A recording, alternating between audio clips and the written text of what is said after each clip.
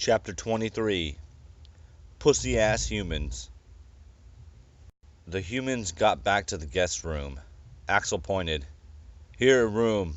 I get king. He come talk. Axel said and left.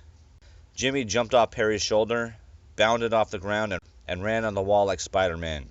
Then he leaped onto Axel's shoulders. He looked back at the humans, like making sure they saw it. He gave them a big thumbs up and a smile. Yeah, man. They opened the door to the guest room. A familiar sight.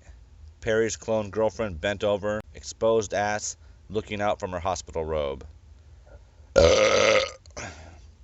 And clone Perry sitting there with a dumbass smile on his face. It was a good-sized room, 4 beds, 1 in each corner, and that was it. They all plopped down. Tony proclaimed, "Whoa, that was intense." "Oh, man," Perry agreed. Elle agreed also. "Yeah, that was kind of scary, too." Perry laughed. "Big Flea? The Slash guy? The whole band? So each monkey dresses up and assumes the name of a rock star? That's pretty fucking weird, right?" "It's craziness. I keep thinking it's a dream," Tony admitted. Elle just shook her head in disbelief. They all sat around for a few minutes, unwinding. "Don't unpack and get too comfortable," Harry reminded the others. Then Axel opened the door. "Let's go." Jimmy continued, on Axel's shoulder. "Man, King no come here, you go there." And he motioned with his little head and big afro. "Dog and dumb humans, no come." Just as they started off, someone was coming the opposite way and had to scoot by them. It was a gorilla, a female. As the group passed by, Perry looked up at her. They made eye contact, and the world paused and began moving in slow motion for both of them. She had a tiny bit of pink eyeshadow. Their eyes locked and instantly felt familiar to each other. Perry didn't see a gorilla, an animal in those eyes. He saw a beauty. She stared back at him, her gaze piercing his heart. He felt it in his chest. Instant, extreme desire. He tried to stop, but the group pushed him from behind. "Come on, man, keep moving." He stumbled forward, trying to look backwards, keeping his eyes locked with hers. Wait, wait, he mumbled as he was being pushed.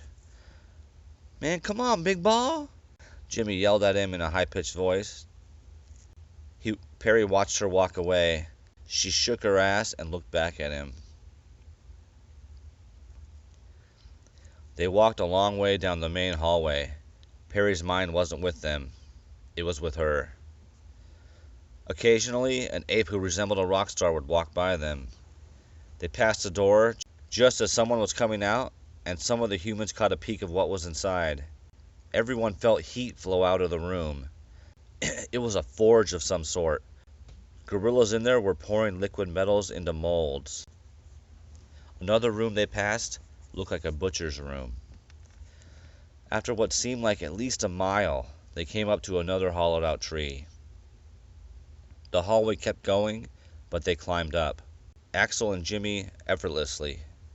They climbed up for a long while. It was hard to tell the distance while climbing inside a hollow tree with little to no light. At least they didn't have their packs. None of them would have been able to climb up the whole way with their packs. They reached another door, and it quietly slid open after a few hidden presses and clicks. Tony was the first human to exit behind Axel and Jimmy. Vertigo hit him as he looked down. It looked like he was looking out of an airplane. He grabbed the side of the tree and held on. "Whoa! Don't look down." "Oh shit," Perry said as he came out behind Tony. Jimmy and Axel laughed.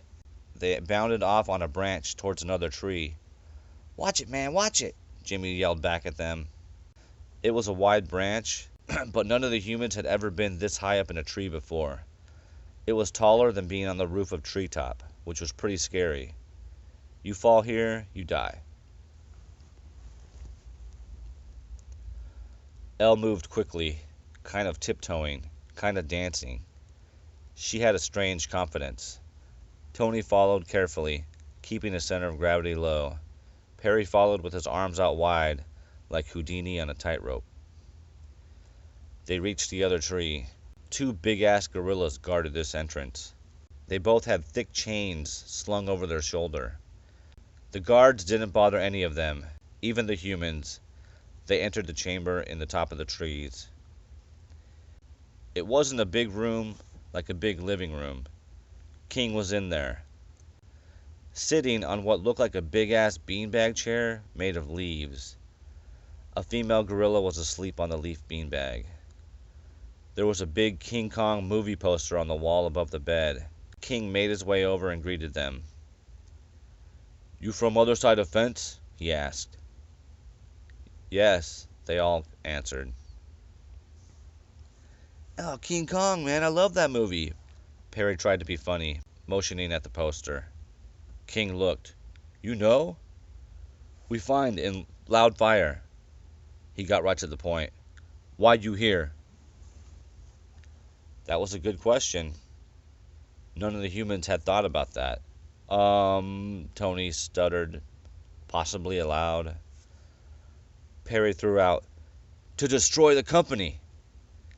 That got King's attention and he looked at Perry. "What?" Perry wasn't sure if that was a good or bad what, but he was pretty sure the monkeys weren't on Elosa's side. We're warriors from the other side of the fence. We broke through the fence and are on a mission to steal a war store and destroy the Elosa Corporation headquarters." Elle and Tony looked at each other with as much disbelief as they could without giving away Perry's cover. King looked at the ground, thinking. His eyes darted back and forth. He let out a grunt and then looked up again. "How?" Perry either had his story ready or was making it up as he went. "That's top secret, man." King looked at Axel and Jimmy, then back to the humans for a long moment. "Okay, we help." "All right," Perry said, and nodded back and forth at Tony and Elle. He walked out to King and tried to give him a handshake. That didn't work. Then Perry went for a fist bump or something, but that didn't work either. He ended up doing some sort of half-assed, awkward hug. King didn't know what he was doing and looked confused. King then offered them a seat and food. He served them some sort of that strong monkey juice they had at the fight earlier, and some beef jerky looking meat. The humans offered a cheers. Even though King didn't know what they were doing, he figured it out quickly and clanged his cup to theirs. They drank and ate beef jerky. "Oh man, this is good ass beef jerky. This is like the best beef jerky I've ever had," Perry said with a mouthful. "What kind is it?" King didn't think twice. "Human." Elle pulled the jerky out of her mouth and looked at it. "Ew." Perry froze, his mouth full mid-chew. Perry froze, his mouth mid-chew full of jerky. A bit of jerky leaned and fell out of his mouth. "Did you say," he chewed, "human?" King looked at him again. "Yes." Perry's face stayed frozen, his mouth slowly turning into a grimace. He chewed some more. "Oh, it's so good!" He crammed a few more strips into his mouth and started chewing with a big smile again. Human," he said like Homer Simpson, then looked at King. "I gotta get your recipe." They talked for a while, drinking monkey juice. The humans learned that the apes had successfully raided a war store before. The second one, the one the humans saw take out the fighter jets. They robbed it and got tons of food and technology out of it. They had been digging tunnels and hollowing out trees for a long time before that, though. Now they had food to last almost forever and new technology. They were planning to take the fight to the company. They called the Elosa Corporation the company. Their main goal was to infiltrate the company and free any monkeys or apes that were trapped there. They weren't opposed to destroying the company outright. It would rid them of their problem. "I show," King said. King turned, and behind his leaf beanbag was a hole. the hollow trunk of a tree. This passage only went down. They descended, entered another underground hallway, and walked for a while. Each time they passed an ape or monkey, they gave much respect to King. King gave the respect right back. He did seem like a good, well-liked leader. They reached an end of the hallway, and King moved a big rock, exposing a hole, and they climbed through. Now they were in a rock cave instead of underground dirt hallways. It was a small cave, around 50 feet long. They entered from the end of the cave. The mouth was at the other end. The mouth was blocked by big rocks piled at the top. King went over to the corner where some wires led and said, "Light, now." He plugged something in, and a small floodlight lit up the wall. On the wall was a cave painting. It was very detailed and big. The humans had to take a step back to take it all in. After scanning it for a while, it was a painting of a plane crash. Burning parts scattered around, dead bodies everywhere. All human. "Look," Elle pointed to a corner of the painting. There was a drum kit, not fully destroyed. She also noted a broken guitar in the wreckage. "The dead bodies are all wearing like leather jackets and shit," Perry noticed. "Yeah, and they all have long hair. Look like rockers," Tony added. King looked over at Axel, a little confused. The humans examined the painting some more. The fuselage was in many pieces. The two biggest pieces were the nose and the tail. Near the nose, the letters R.O. were written. After the O was unreadable as the body of the plane was shredded. On the tailpiece of the plane, you could see the letters N.E.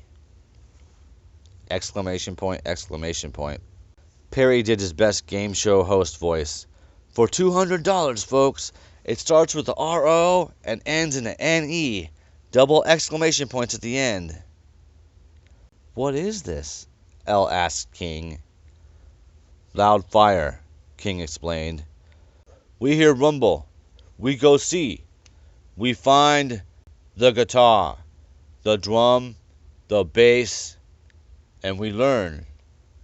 He looked at them again and smiled. "We like the heavy metal." "Rock plane." Elle figured it out. "Remember? We almost went for Valentine's Day that one year. It's like a booze bus, but in the sky and with rock bands. Remember? It sounded sweet." "Oh, yeah. I remember that," Tony said, looking at the painting. "It does look like the font they used." "Booze bus?" King thought out loud. Perry was shaking his head. Wait. So some rock and roll booze bus airplane crashed in the forest, and these monkeys?" Axel and King both interrupted him. "Not monkey."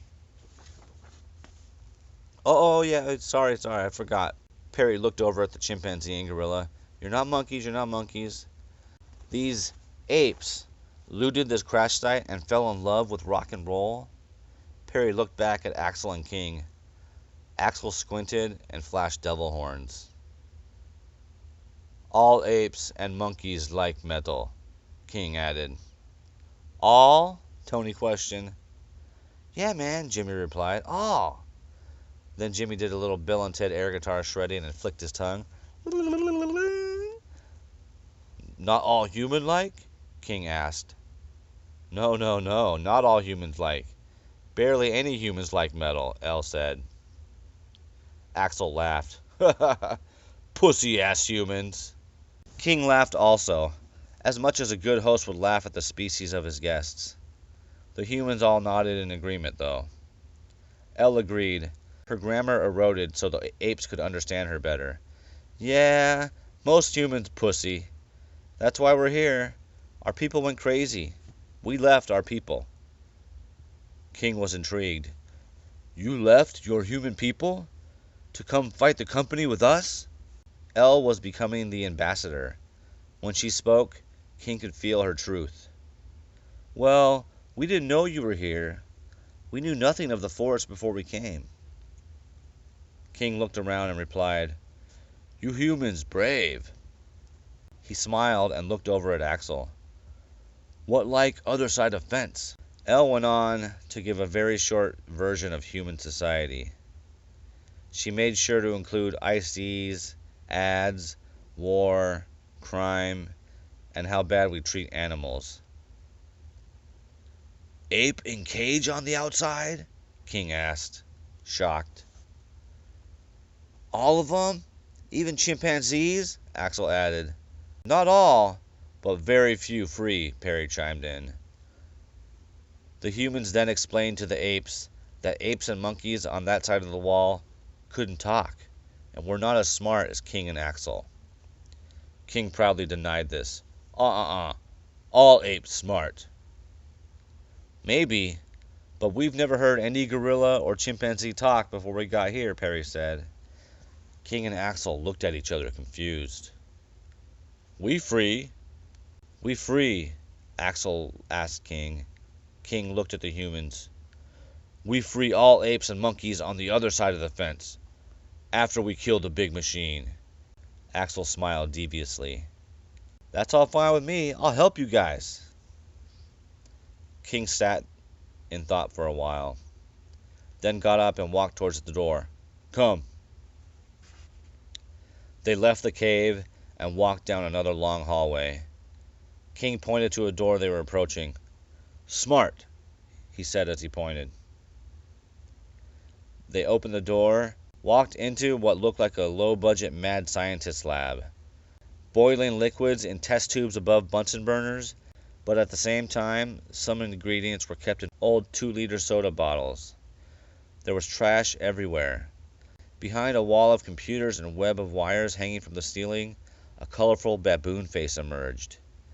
Its eyes were behind round glasses, with attachments on the glasses that looked like magnifying glasses and other different colored lenses.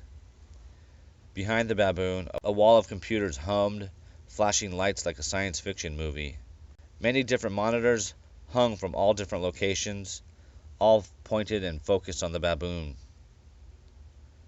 It wasn't just a science lab, it was a computer lab also.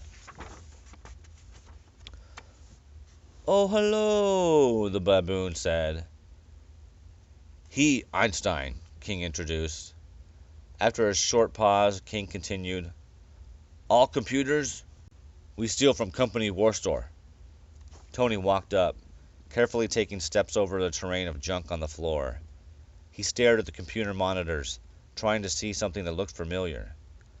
Tony had spent thousands of hours on computers. He knew how to program a little bit, but this wasn't Windows, Mac, or Linux.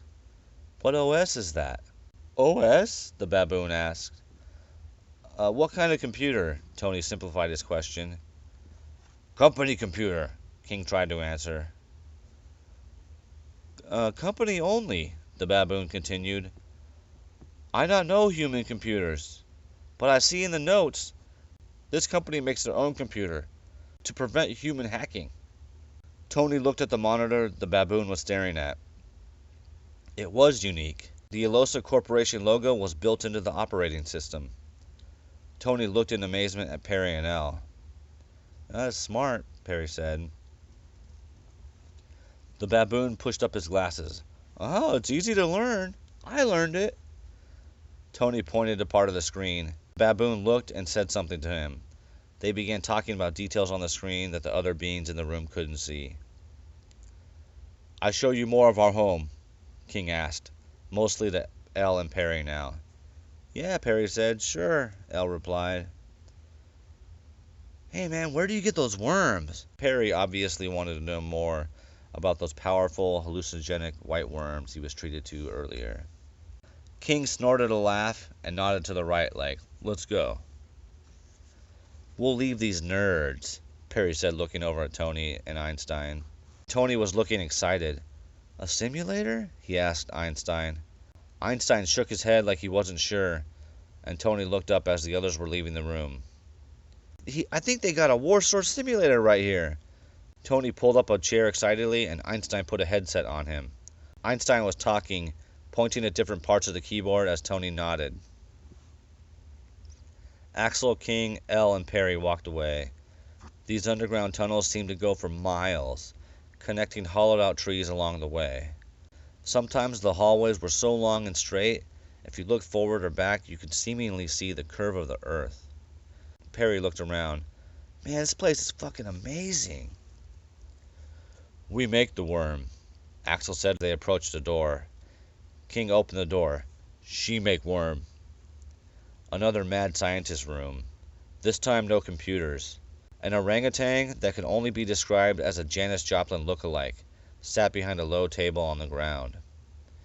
Silently, Elle bet that was her name also. She looked up at the group and closed her eyes, head up with a gigantic smile. Her mouth barely moved. Come in. There were small pillows around the table that seemed like seats. Everyone took one while the orangutan got up and shuffled at the table behind her. She was pouring tea. She looked back and counted the heads to make sure, then walking around the table, handed everyone a small cup of tea. Hello, Janice, Elle said promptly before being introduced. Janice stopped in her tracks. She looked at Elle in amazement. How did you know that? Then Janice looked to King before she could answer. Psychics? Are they psychics? Elle answered. Janis Joplin. I love her. Janice quickly shuffled over to Elle. Put the tray... Fucking shit. Janice quickly shuffled over to Elle, putting the tray of tea down on the table and hugged her. It was a long, warm hug. One of the best Elle had ever felt. Janice whispered in Elle's ear. You are so completely welcome here, my long-lost friend. What's mine is yours. I love you, sister. The hug was so long that Axel made a face. He grabbed the tea tray and handed out the rest of the tea. Perry smelled the tea. No doubt it was psychedelic mushroom tea. He silently thought, damn, they just hand out shroom tea and don't even tell you around here? Fuck yeah, I love this place! Jimmy popped out of Axel's jacket and grabbed a sip of Axel's tea. The humans had forgotten Jimmy was even in there. Janice returned her attention to all of her guests. How are things, my friends? Are you two ready for the show? Then Janice asked Jimmy and Axel, are you two ready for the show? Fuck yeah, ready, Axel stated. Jimmy followed up after a sip of tea.